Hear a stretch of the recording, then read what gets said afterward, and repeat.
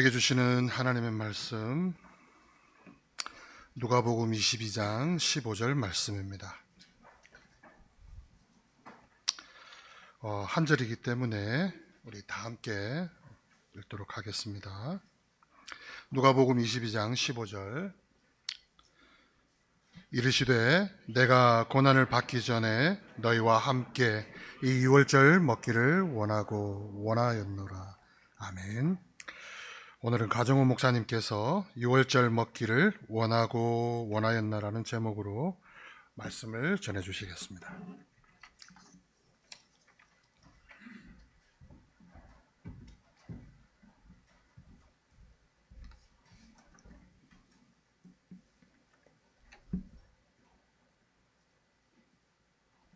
할렐루야. 이전에 죽음에 관한 메시지를 전하기 위해서 교회를 한번 방문한 적이 있습니다. 오늘 아마 두 번째 설교를 하게 되는 것 같은데요. 실제로는 교회를 위한 신학 포럼이 있을 때마다 이곳에 늘 오기 때문에 이 예배당이 익숙하고 아주 편한 곳이기도 합니다. 오늘 성찬에 관해서 말씀을 나누려고 준비했는데요. 그 이유는 제가 요즘에 성찬을 다시 돌아보고 생각하는 그런 시간들을 좀 깊이 있게 갖고 있는 도중에 우리 목사님께서 설교를 좀 해줬으면 좋겠다 해서 제가 은혜 받고 있는 이 성찬이라는 주제를 함께 나누고 싶었습니다. 제가 사는 곳은 영도인데요. 조금 걸어서 내려가면 아미르 공원이 있습니다. 그런데 그 아미르 공원이 아주 편안하고 걷기가 좋기 때문에 할머니들도 종종 나와서 산책을 하십니다. 근데 저는 이제 할머니, 할아버지를 보면 젊은이들보다 유심히 바라보기도 하고 또 무슨 얘기를 하고 가시는지 뒤따라가면서 좀 엿듣기도 하는데요. 할머니 두 분이 걸어가시면서 이렇게 말했습니다. 동생아, 우리 오래 살자잉. 와, 맛있는 게 너무 많다. 많이 먹고 오래 살자잉. 그러니까 그 옆에 있는 동생이 오래 살아야지. 맛있는 거 많이 먹고 오래 살아야지. 저는 그분들의 그 얘기가 옛날에 비해서 많이 달라졌다 이런 생각이 들었습니다. 옛날에는 노인들 뒤를 따라가면서 무슨 말 하는가 이렇게 들어보면 오래 살면 뭐하노? 빨리 죽자 이렇게 얘기하면 따라가는 사람이 맞다, 빨리 죽자, 험한 세상 오래 살면 뭐하노? 지금이 훨씬 험해졌음에도 불구하고 맛있는 것 때문에 오래 살고 싶어하는 노인들을 보면 참 맛있는 것을 먹고 산다는 것이 얼마나 의미 있고 삶을 풍성하게 하는지 모르겠습니다.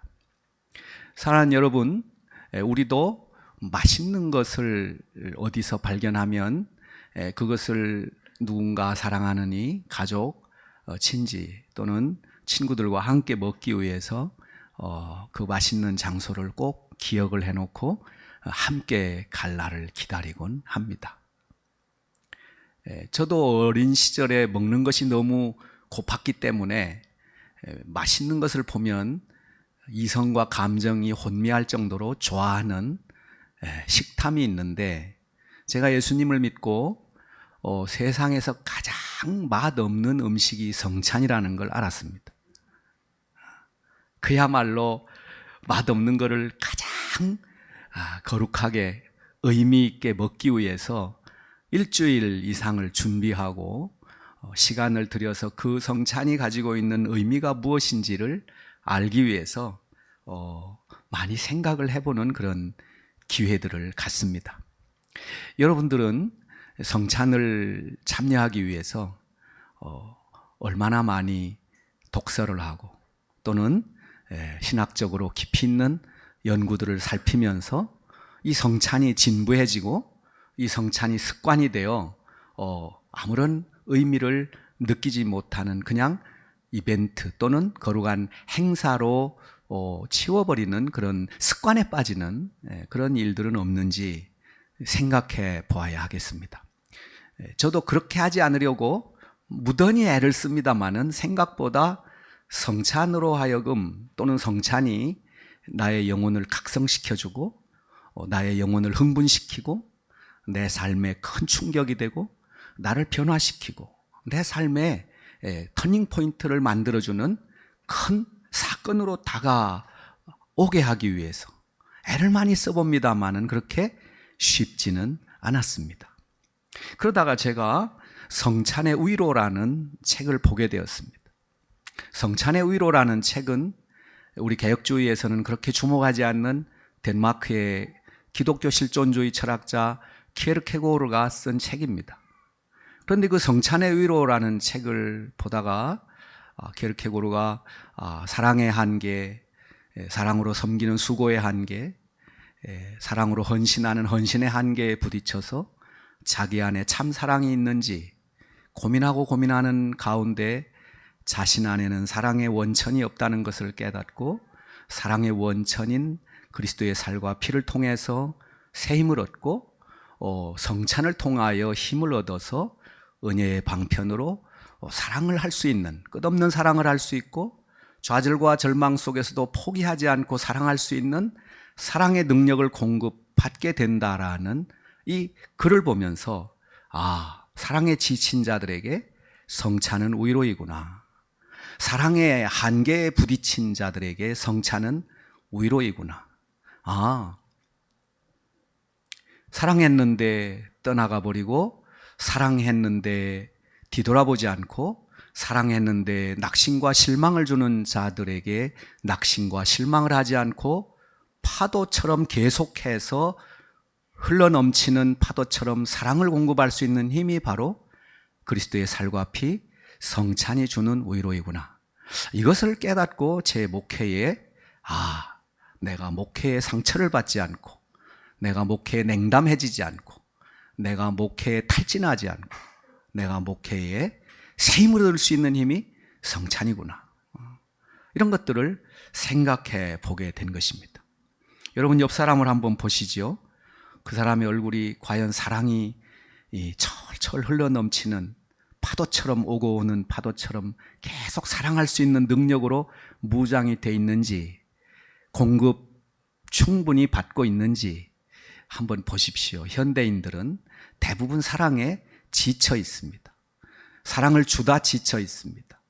사랑을 받으려고 하는 사람들이 대부분이고 사랑을 주려고 하는 사람들은 별로 없습니다. 소그룹 교회나 개척 교회는 대부분의 기존의 성도들이 지쳐 있습니다. 여러분은 어떻습니까? 우리 옆 사람 보고 한번 이렇게 물어보세요. 너 혹시 지치지는 않았니? 지쳤어. 난 이제 더 이상 사랑하지 않을 거야. 지쳤어. 나는 더 이상 사랑을 주고 싶지 않아. 내가 나를 사랑하기에도 너무나 바빠. 나는 나를 사랑하기에도 에너지가 고갈되었어. 난 나를 돌봐야 돼. 난 나를 위해 물질을 모아야 되고 내 삶을 윤택하고 기름지게 하기 위해서 에너지를 써야 돼. 요즘 어르신들이 걸어가면서 또는 느티나무 밑에서 이런 말을 합니다. 유산 주지 마. 너 죽을 때까지 쓰다가 편하게 살다가 죽어. 유산 줘봐야 다 소용없어. 이 골목 저 거리 어디에든 사랑을 포기하자는 얘기가 줄을 잇고 있습니다. 자식을 낳을 필요가 없어.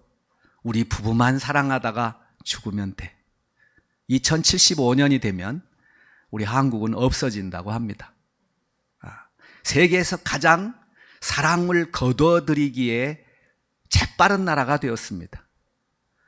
사랑을 그렇게 많이 얘기하지만 사랑을 베풀 수 있는 힘이 고갈된 사회, 가장 이기적이고 가장 자기중심성이 꽃핀 나라, 자기를 숭배하는 일에 열정을 쏟아붓다 그것마저 지쳐버린 나라, 자살률이 가장 높은 나라가 되었습니다. 우리가 그렇게 수없이 많은 성찬을 했음에도 불구하고 그 성찬은 그리스도께서 그렇게 먹기를 원하셨던 식사입니다. 오늘 우리가 읽은 누가복음 22장에 그렇게 나와 있습니다. 내가 이 음식을 먹기를 원하고 원하였노라. 여러분, 왜 예수님께서 성찬 먹기를 원하고 원하셨을까요? 개역 성경에는 그렇게 나와 있지만 세번역 성경에는 내가 유월절 먹기를 원하고 원하였노라. 간절히 원하였노라. 여러분, 왜 우리가 사랑하는 형제들과 음식 먹기를 원합니까? 왜 사랑하는 사람과 차를 마시고 맛있는 것을 먹기를 원합니까? 왜 그 먹음을 통해서 관계가 형성되고 인격적인 교제가 일어나고 서로의 삶을 고백하고 서로의 연약과 결핍을 나누면서 함께 사랑을 키워가고자 원하는 간절한 마음 때문에 우리는 사랑하는 자와 맛있는 것을 먹고 싶어서 은밀히 만난 장소들을 찾아다닙니다. 예수님은 하나님의 신비요 사랑의 선물이지 않습니까? 예수님이 이 땅에 오신 것 자체가 기적이고 그분이 이 땅에서 공생애를 사시고 그분이 계시의 말씀을 주시고 산상수훈을 주시고 그분이 우리를 위해서 고통당하시고 십자가에 살찢고 피 흘리시고 그리고 우리와 부활 이후에 동행하시다가 승천하셔서 하늘에 승귀하시고 그것도 부족하여 자신의 영 곧 부활의 영 그리스도의 영을 우리에게 주셔서 우리를 사랑하시기로 결정하셨습니다. 그런데 그 사랑으로 끝나지 아니하시고 예수께서 신약에 제정하신 예전으로 성찬을 우리에게 주셨습니다. 이 성찬을 베푸시기 전에 예수님은 제자들에게 내가 너희와 함께 유월절 먹기를 원하고 원하노라 라고 말하면서 제자들이 어디서 먹어야 합니까? 라고 할 때에 한 사람을 지목하여 그에게 가면 성찬을 만찬을 준비했을 것이다. 예수님은 평소에 자신을 사랑하고 따르는 자들과 함께 은밀히 자신의 구원 프로젝트를 설정하시고 그것을 예비하시고 설계하시고 그것을 준비하시는 주도 면밀한 모습을 전능자의 모습으로 보여주셨는데 바로 제자들이 그것을 여러 번 확인했습니다. 예루살렘에 올라가실 때에도 나귀를 끌고 오라고 할 때에 그 어떤 이에게 가서 주께서 쓰시겠다 하라라고 말하면 그가 줄 것이다 라고 했고 제자들은 그렇게 했을 때 그것을 제공해주는 한 헌신자를 만났습니다. 유월절도 마찬가지입니다. 유월절은 무엇입니까? 유월절은 패스오버라고 합니다. 교회를 처음 다니는 분들은 유월절을 6월달에 절기로 하는 분들이 있는데 유월절은 6월달의 절기가 아니라 그리스도의 구원의 속죄 사역을 상징하는 어린 양의 피를 문설주에 바르면 죽음의 천사가 그 문설주의 피를 보고 사망을 포기하고 넘어가는 패스오버, 담을 넘다라는 의미를 가지고 있는데 그것은 모형으로 볼 때 신약의 그리스도의 구원에 해당되는 것이므로 모형과 예표와 성취라는 측면에서 유월절은 곧 그리스도의 죽으심을 상징하는 것입니다. 예수님께서 이 유월절의 완성자로 이 땅에 오셔서 그렇게 먹기를 원하셨던 것은 바로 고난 뒤에 찢고 흘리실 살과 피를 예전으로 설정하시는 일이었습니다. 그러므로 제자들과 함께 그렇게 먹기를 원하고 원하였던 것은 단지 밥 한 끼를 먹기 원하였던 것이 아니라 당신이 죽으신 뒤에 그 살과 피를 오고 오는 그리스도인들이 계속해서 먹게 함으로써 그들이 사랑의 끝간데 없는 사랑의 실제를 경험하도록 전례를 제공하기 위한 하나의 사건이었습니다. 그래서 그리스도의 십자가의 죽으심이 끝이 아니라 부활로 이어지고 성령의 강림으로 이어지고 그리고 성찬으로 이어지면서 성찬에 참여한 자는 그리스도의 임재 속에서 그 성찬을 경험하게 되는 것입니다. 사랑하는 여러분, 우리가 먹는 그리스도의 살과 피는 바로 그리스도의 영이 임하는 가운데 먹는 실제적인 그리스도의 살과 피를 상징합니다. 이것은 은혜의 방편이라고 했습니다. 은혜가 고갈될 때, 은혜가 떨어졌을 때, 은혜가 미천히 드러났을 때 성찬을 통하여 우리는 그리스도의 무죄한 살과 피를 먹고 마심으로 성화의 불을 지필 수가 있는 것입니다.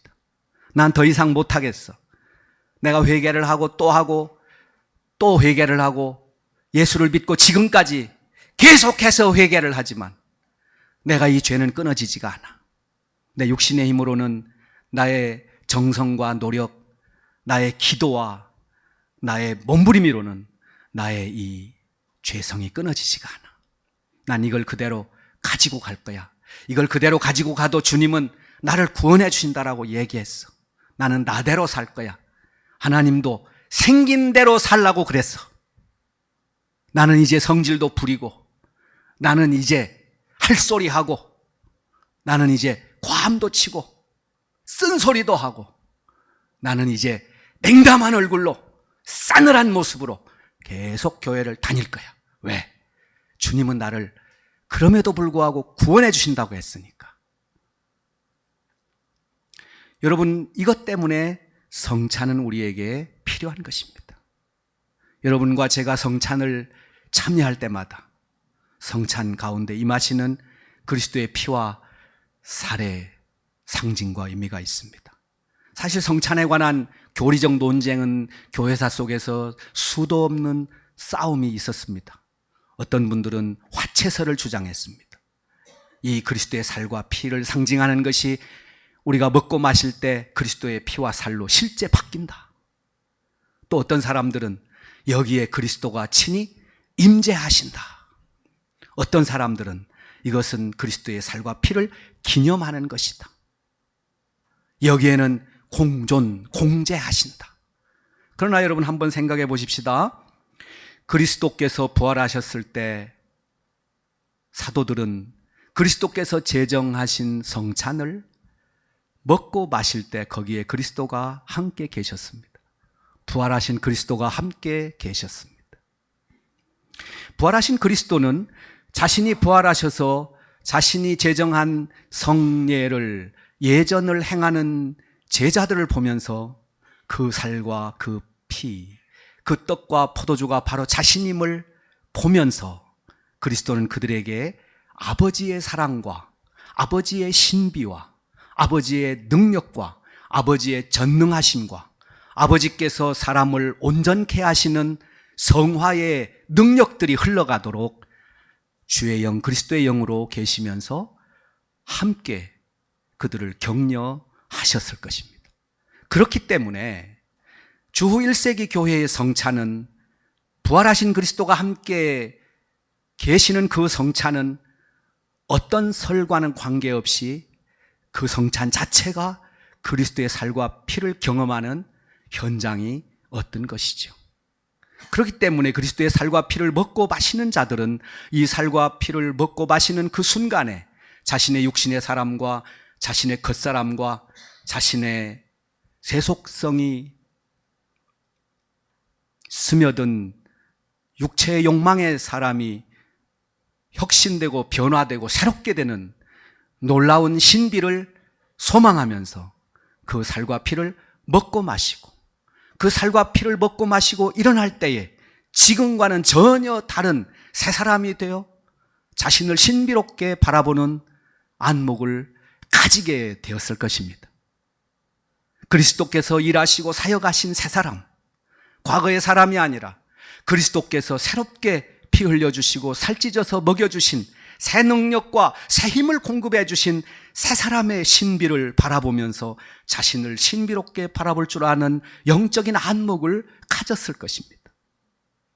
그렇고 그런 사람, 늘 그런 사람, 별 변화가 없는 사람, 아무런 기대도 할 수 없는 사람, 언제나 좌절과 절망 속에 포기하며 살아가는 그러한 자신의 옛사람을 그대로 가지고 가는 것이 아니라 성찬을 먹고 마신 뒤에는 이제 그리스도의 십자가에 함께 못 박혀 죽은 옛사람을 내려놓고 하나님이 역사하시고 하나님이 사역하시고 성령이 일하시는 새 사람을 데리고 자신을 추스르며 함께 나가며 찬양하는 예배자로 성찬 이후의 길을 걸어갔을 것입니다.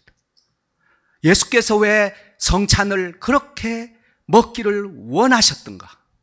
바로 우리로 하여금 지치지 않는 영성, 꺼지지 않는 등불, 녹지 않아 화석화되어 버린 소금이 아니라 녹아도 새롭게 준비되는 맛난 소금으로 우리를 준비시키기 위해서 예수께서는 그 성찬을 그렇게 먹기를 원하셨던 것입니다. 사랑하는 여러분, 제가 27살 때 하워드 스나이더라는 분이 성찬에 대해서 이야기하면서 이렇게 말하는 것을 들었습니다. 그 당시 아가페라고 하는 문화센터가 있었는데 그 센터에서 만들어준 테이프를 듣고 있었습니다. 그런데 그 하워드 스나이더가 이런 이야기를 했습니다. 성찬은 초대교회 때 식사였다. 그러나 교회가 커지고 성도 수가 늘어나면서 간단하게 떡과 포도주를 나누어서 분배하는 식으로 발전되었다. 이 성찬은 먹음의 모형이고 모델이다.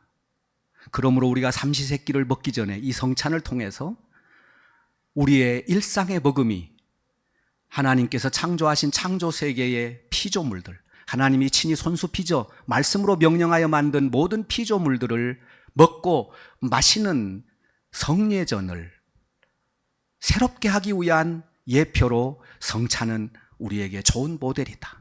그러므로 성찬을 반복해서 하면 할수록 성도는 자신의 새끼 식사가 그리스도의 살과 피를 먹고 마시는 성찬이라는 것을 깊이 깨달아가면서 먹음을 함부로 먹지 않게 될 것이다. 허겁지겁 먹지 않게 될 것이다. 아무렇게나 대충대충 먹지 않게 될 것이다.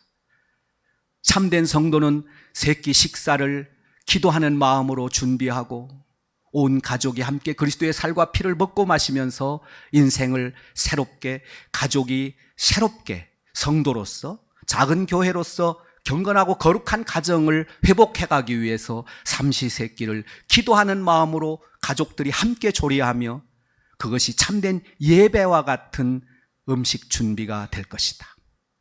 그렇게 일주일 동안 아름다운 식사를 하고 교회에 와서 또 새롭게 살아계신 그리스도의 피와 살을 먹고 마시면서 성화는 가열차게, 성화는 시온의 대로처럼 계속해서 변화돼 갈 것이다. 그러므로 성도들은 자신이 변화되는 것에 신기함을 느끼게 될 것이다. 자신의 지성이 변화되고 자신의 성품이 변화되고 자신의 인격이 변화되고 자신의 굴욕적인 언어들이 성화되고 자신의 세속적인 느낌들이 성화되어 주님이 주시는 느낌으로 느낄 것이다. 함부로 느끼지 아니하며 하나님의 은혜로 느낄 것이며 자신의 감정이 흘러가는 대로 방치하지 아니하며 하나님이 허락하신 은혜로운 감정들로 거룩한 정서들로 자신을 세워갈 것이다.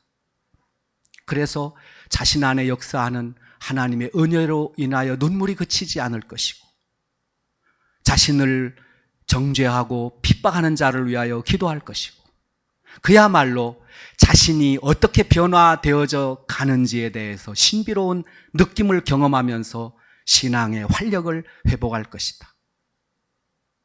저는 이런 이야기를 27세 할 때 들었지만 그것을 붙들지 못했습니다. 아마 제가 오늘 이런 말씀을 전할지라도 이걸 붙들지 못하는 분이 계실 것입니다. 그러나 그걸 기억할 것입니다. 제가 하워드 스나이더의 그 이야기를 듣고 60이 넘어 그걸 깨닫고 다시 성찬을 회복해 나가면서 가장 밑바닥에서 새 힘을 얻는 그런 계기가 되었으니까요.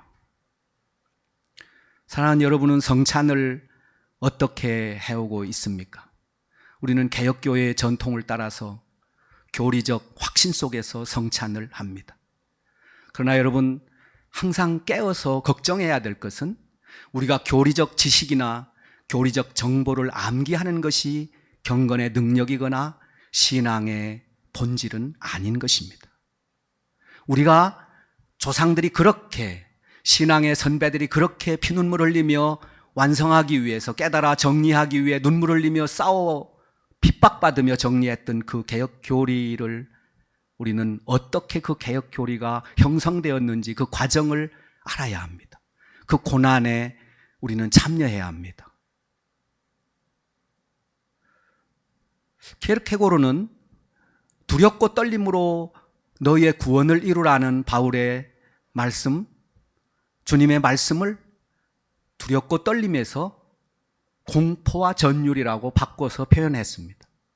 공포와 전율로 너희 구원을 이루라. 무엇의 공포와 전율을 느끼라는 것일까요?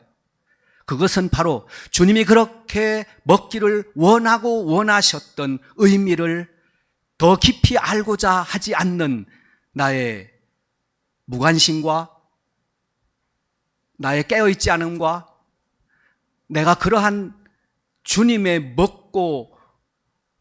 살과 피를 먹고 마시기를 원하고 원하셨던 그것보다는 더 맛있는 것을 먹고 마시고자 하는 미각의 만족을 위해 삶을 집중하고 있는 이 먹음과 이 탐심의 욕망에 대하여 공포와 전율을 가지라고 말하고 있는 것으로 저는 들렸습니다.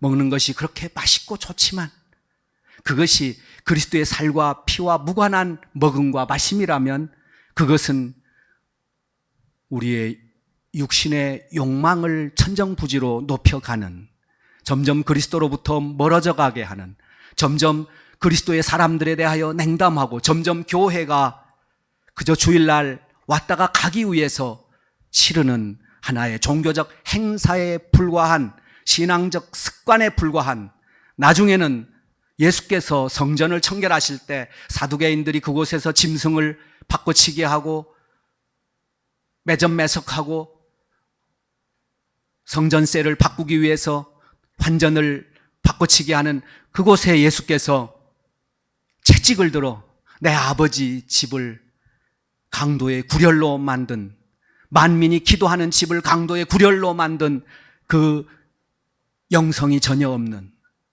천국도 믿지 아니하고 부활도 믿지 않는, 그야말로 종교적 습관에 빠진, 종교마저 자신의 이익의 도구로 만들어버린, 자신의 탐욕을 채우는, 자신의 욕망을 채우는 도구로 만들어버린 그 시대에 바리새인과 사두개인들을 향해 채찍을 휘두르며 내어 쫓던 바로 그 상황이 오늘 우리의 상황이 아닐까. 그것에 대하여 우리는 공포와 전율을 가져야 되지 않을까. 내가 어쩌다가 이렇게 타락했을까. 여러분, 언제 눈물을 흘리셨나요? 언제 철철 콸콸 눈물을 흘리며 가슴을 치며, 언제 우리가 내 가슴에 멍든 모습을 보고 누가 나를 이렇게 때렸을까? 내 가슴을 내가 때리며 견딜 수 없는 애통 때문에 내 영혼이 주님을 기뻐하며 감사하며 눈물을 흘린 기억이 사라져버린 이 시대에 언제 우리가 이런 기회를 가질 수 있을까요? 사랑하는 여러분, 너무 많은 사람과 함께 지내다가 혼자 있기를 잃어버린 시대입니다. 욕망을 채우지 못한 우울, 원하는 것을 갖지 못하는 우울 때문에 우울증이 걸린 시대, 내 영혼의 성화가 멈춰버린 모습 때문에 신앙적 우울에 걸린 사람이 사라진 시대입니다. 여러분, 정말 내 문제로 내가 하나님 앞에 왜 이렇게 무능하게 살아야 되는지에 대해서 너무 슬프고 괴로워서 우울한 심정에 사로잡힌 사람들이 사라진 시대, 내가 세속적 우울 때문에 경건한 우울에 사로잡힌 사람도 나와 동류인 줄 알고 병원에 가보라고 말하는 시대, 이런 시대에 우리가 살고 있습니다. 여러분, 우리 사랑하는 자녀들이 웃음기를 잃고 삶의 소망을 잃은 채 혹 언제 스스로 죽을지도 모르는 시도를 할까 봐 걱정스러운 이런 시대에 우리가 살고 있지 않습니까? 우리는 심각한 주님의 갈망을 잊어버리기로 한 시대에 살고 있는 것입니다. 한번 진지하게 본문을 잘 생각해 보십시오. 22장 7절에 보면 유월절 양을 잡을 무교절 날이 이른지라 예수께서 베드로와 요한을 보내시며 이르시되 가서 우리를 위하여 유월절을 준비하여 우리로 먹게 하라. 여짜오되 어디서 준비하기를 원하시나이까? 이르시되 보라 너희가 성내로 들어가면 물동이를 가지고 가는 사람을 만나리니 그가 들어가는 집으로 따라 들어가라. 그 집 주인에게 이르되 선생님이 내게 하는 말씀이 내가 내 제자들과 함께 유월절 먹을 객실이 어디 있느냐 하시더라 하라. 그리하면 그가 자리를 마련한 큰 다락방을 보이리니 거기서 준비하라 하시니 그들이 나가 그 하신 말씀대로 유월절을 준비하니라. 여러분, 인류 역사에서 가장 위대한 사건은 성령의 강림 사건이고 그것보다 더 큰 위대한 사건은 바로 그리스도께서 신약의 성찬을 신약의 예전으로 정하신 이 사건입니다. 이 사건은 우리로 하여금 큰 소망을 갖게 하는 것입니다. 여러분, 우리의 절망의 원인이 무엇입니까? 나를 좀 벗어나고 싶고 나의 한계를 좀 넘어서고 싶고 내가 원하는 선은 행하지 못하고 내가 원하지 않는 바 사망의 법에 이끌려 시름시름 앓고 육신의 사람으로 살고 무능하게 살고 무기력하게 살고 해도 안 되고 해봐도 안 되고 이제 지쳐버린 이러한 나의 한계를 넘어서고 싶은데 이 넘어서고 싶은 방식이 뭔가? 이 넘어서고 싶은 한계를 돌파할 수 있는 능력이 뭔가? 그것이 바로 그리스도의 살과 피를 먹는 것입니다. 그리스도의 살과 피를 먹을 때 그 살과 피 가운데 하나님 아버지의 전능하신 은사가 함께 흘러 들어오는 것입니다. 할렐루야. 칩잉그람이라고 하는 분은 은사를 전리품이라고 얘기했습니다. 에베소서에 사로잡힌 자를 사로잡고 하늘에 오르사 사로잡힌 자를 사로잡았다. 어둠의 세력에 흑암에 사로잡힌 자를 다시 빼앗아 그리스도께서 사로잡고 하늘에 오르사 그들에게 선물을 주셨으니 바로 성찬과 함께 우리가 사랑할 수 있는 은사, 우리가 영적 지도력을 바룰 수 있는 은사, 우리가 다른 사람을 가르칠 수 있는 은사, 우리가 다른 사람들 가운데서 우뚝 설 수 있는 은사를 주셔서 선물을 받았을 때의 그 기쁨과 감격을 우리에게 허락하시는 것입니다. 제가 한 분을 최근에 만났습니다. 이분은 자살을 3번을 했는데 3번 다 실패를 했어요. 제가 고신대학에 선교적 세미나에 강의를 하러 갔는데 그분이 목에 십자가를 걸고 앉아서 강의를 듣고 있었습니다. 그분이 십자가를 목에 걸고 강의를 듣다가 점심시간이 돼서 밥을 먹으러 갔는데 저에게 십자가를 하나 주면서 목사님이 왜 십자가를 안 걸고 다니십니까? 그래서 우리 개혁주의는 십자가를 목에 안 겁니다. 목사님, 개혁주의 교회들은 십자가를 예배당에도 보니까 다 떼습디다. 왜 그럽니까? 우리는 십자가를 액세서리로, 십자가를 눈에 보이는 우상으로, 십자가를 귀신 쫓는 도구로 캐톨릭이 악용했기 때문에 예수 그리스도를 뺀 십자가는 우상의 하나는 고로 십자가를 목에 매지 않습니다. 목사님, 스님은 중은 중옷을 입고 신부는 신부옷을 입고 수녀는 수녀옷을 입는데 목사님들은 왜 아무것도 안 하고 다닙니까? 우리는 영적으로 십자가를 가슴에 새기고 다닌다니까요. 그런데 왜 교회 꼭대기인 십자가가 있습니까? 그래서 뭘 말하고 싶은 거예요? 목사님, 내가 자살을 3번씩이나 시도했는데 죽으려고 해도 안 죽어지고 겨우 살았는데 어느 날 길거리를 걸어가는데 십자가가 보입디다. 그래서 제가 십자가 보는 쪽으로 걸어가서 무릎 꿇고 기도를 하는데 눈물이 흐르고 마음에 한없는 평안이 오고 다시는 자살하지 말아야 되겠다는 생각이 들고 내 누나도 자살했고 내 딸도 자살해서 손자 손녀를 우리 아내가 키운다고 허리가 다 휘었습니다. 제가 다시는 그 은혜를 잃고 싶지 않아서 제목에 십자가를 걸고 목사님에게도 십자가를 하나 걸어주려고 하는데 그게 그렇게 마음에 안 듭니까? 받아 거리소! 그래가지고 감동을 받아가지고 미안합니다. 걸어주이소. 그 사람이 예수 믿은 지 3년 됐다 합니다. 예수 믿은 지 3년 됐는데 아직 초신자인데 십자가를 가지고 전도하려고 사람들에게 십자가를 내미니까 사람들이 십자가를 주면 손사래를 치고 안 받는 사람들이 있더랍니다. 타종교인들. 그런데 대부분의 십자가를 받는 사람들은 교회를 다니다가 그만둔 사람들이 받더랍니다. 휴지도 받아보고 이빨 쑤시개도 받아보고 별의별 걸 다 받아봤는데 십자가를 주는 사람은 처음 봤네 이러면서 우리 하나님이 내가 교회를 안 다니니까 십자가를 주셔서 다시 감동을 주시네. 제가 기도를 한번 해드려도 되겠습니까? 그랬더니 그 냉담자가 기도해 주이소. 자기는 예수 믿은 지 3년 돼서 기도를 할 줄 몰라서 항상 목사님들을 데리고 다니는데 목사님들이 십자가로 전도하라면 안 해도 기도하라는 건 열심히 하더랍니다. 기도를 하면 눈물을 흘리고 애통해하면서 다시 교회를 가겠다라는 거예요. 그런데 그분은 말도 함부로 하고 예수 믿은 지 3년밖에 안 돼서 얼마나 성격이 불같고 자살을 3번씩이나 했으니까 얼마나 성질이 더럽겠습니까? 그냥 저하고 다니는데도 그냥 막말을 막 해요. 제가 무슨 고민 얘기하면 십자가 밑에서 안 죽어서 그래요. 목사가 돼가지고 십자가 밑에 완전히 죽어야지. 그래놓고 자기는 하나도 안 죽은 행동을 그대로 해요.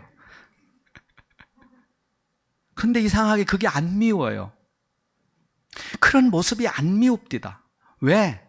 그 사람이 비록 여러 가지 인격의 결함이 있고 막말을 하고 함부로 말하지만 그가 자살을 3번씩이나 시도했지만 자살을 할 수 있는 힘을 십자가를 통해서 잃어버리고 그가 구원의 감격 때문에 너무 기뻐서 자기 집안 중에 무당이 있는데 무당을 전도해야 되겠다 싶어서 자긴 돈이 있어요. 이 사람은 처갓집 통닭 부산, 경남, 울산 지사장이니까 자기 처갓집 통닭이 한 200 몇 개는 되더라고요. 부자야 이 사람이. 돈이 많아. 그러니까 식당에도 가면 항상 팁을 주더라고. 팁을. 이리 와보소. 아줌마 이리 와보소. 팁을 줘. 그리고는 십자가를 돈하고 같이 줘. 그러니까 사람들이 십자가는 돌려주는 사람이 없더라고. 돈이 좋긴 좋은가 봐. 돈과 십자가를 다 받아. 저는 창피해서 그렇게 못하겠어요. 저는 예수 믿는다는 게 그렇게 자랑스럽지 않아요. 너무 예수님 욕을 많이 먹이는 사람들이 많기 때문에. 제가 얼마 전에 한 목사님께 십자가를 주면서 목사님 이거 걸고 댕기소 이러니까 이분이 나한테 돈 던지면서 이거 목에 차고 다니면 나쁜 짓 못한대. 농담이겠죠. 오늘날 기독교인들은 스스로 자괴감에 빠져 있어요. 그분이 저한테 그래요. 목사님같이 바른 말 잘하고 날마다 나를 깎아 세우고 나한테 딱딱거리고 잔소리하고 그렇게 훌륭한 그리스도인이 십자가라도 메고 다니서 그러면 전도될 거 아닙니까? 그래서 제가 십자가를 메고 다닙니다. 요즘에 교회 오는 여기는 뭐 여러분이 제가 목사인 줄 다 아니까 안 차고 왔지만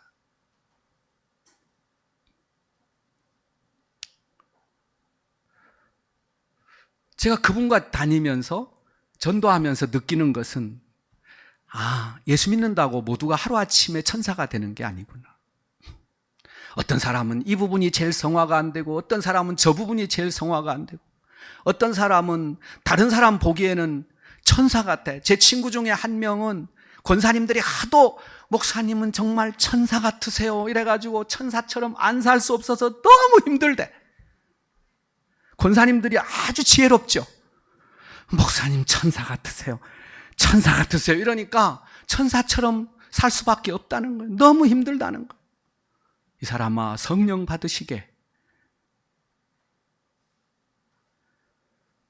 어쩌면 거룩한 격려는 그 사람으로 하여금 주 앞에 무릎 꿇게 하는 게 아닌가 싶어요. 여러분, 사람마다 5분 이상 진지하고 깊은 이야기를 해보면 눈물 흘릴 일들이 다 있다. 교회 올 때는 입가에 만면에 웃음을 짓고 은혜스럽게 교회용 페르조나를, 교회용 마스크를 들고 오지만 교회를 나설 때는 다시 슬픈 얼굴을 가지고 나가는 사람들이 많은 현대인들에게 과연 다시금 성화의 엔진을 작동시킬 수 있고 다시금 사는 즐거움에 빠져들게 할 수 있고 다시금 내가 신자인 것이 감격스럽고 내가 예수의 신부인 것이 춤추도록 기쁘고 내가 이 세상의 그 어떤 무엇으로도 해결이 안 되는 죽음의 문제가 해결되고 내가 그 어떤 무엇으로도 해결 안 되는 죄 문제가 해결되고 내가 그 어떤 무엇으로도 해결이 안 되는 관계의 문제가 해결되어서 할렐루야, 내가 안 죽고 산 것이 참 다행이군. 이야, 성찬이 이렇게 위대한 능력이군. 주님이 그렇게 먹기를 원하시고 원하셨던 이 위대한 이벤트, 이 성찬은 내가 다시 교회를 다녀야 할 유일한 힘이구나. 야, 내가 성찬을 사모하고 내가 한 끼, 두 끼, 세 끼 식사를 먹을 때마다 이것이 그리스도께서 친히 만드신 땅과 하늘의 피조물을 먹는 거룩한 성찬이구나. 내가 새 힘을 얻어 다시 주를 섬기자. 만약에 여러분이 이런 은혜가 있다면, 이런 은혜가 회복된다면 눈물도 회복되고 사랑도 회복되고 세상이 적어도 내가 만나고 바라보고 경험하는 세상은 아름다워질 것입니다. 아유, 정으로 살지. 사랑이 무슨 사랑. 그냥 같이 밥 먹고 한 집에 사니 살지. 무슨 남편은 남편. 이런 모든 것이 다 사라질 것입니다. 귀하고 아름답고 기쁘고 감사하고 끔찍이 좋고 그런 일들이 이 성찬을 통해서 그리스도께서 주시는 선물들이 될 것입니다. 사랑하는 여러분, 제가 경험하지 못한 얘기를 하는 것이 아닙니다. 여러분, 진지하게 지금까지 개혁교회의 성도로 살아오면서 경험했던, 배웠던 모든 가치들을 거기에 활력을 불어넣는 기회로, 요소로 삼으시기를 바랍니다. 우리 교회가 훌륭한 성도들이 많고 또 훌륭한 영적 지도자들이 많은 교회고, 제가 유일하게 부산에서 참 귀하고 존경하는 그런 목회자들이 있고 그런 사역자들이 있는 이 귀한 교회의 성도임을 여러분이 자부심을 가지고 새롭게 회복되기를 주의 이름으로 축원합니다. 하나님 아버지, 감사합니다. 우리 아버지께서 귀한 종들에게 허락하신 이 성찬의 기회가 그야말로 하나님이 땅에 세우신 신비이며 나 육신의 사람이 깎여나가고 하나님이 꿈꿨던 아름다운 영적 조각, 하나님의 걸작품이 회복되는 놀라운 여정과 과정임을 깨닫고 다음 성찬까지 갈망하며 기대하며 그러한 은혜를 사모하게 하옵소서. 감사하며 예수님의 이름으로 기도하옵나이다. 아멘.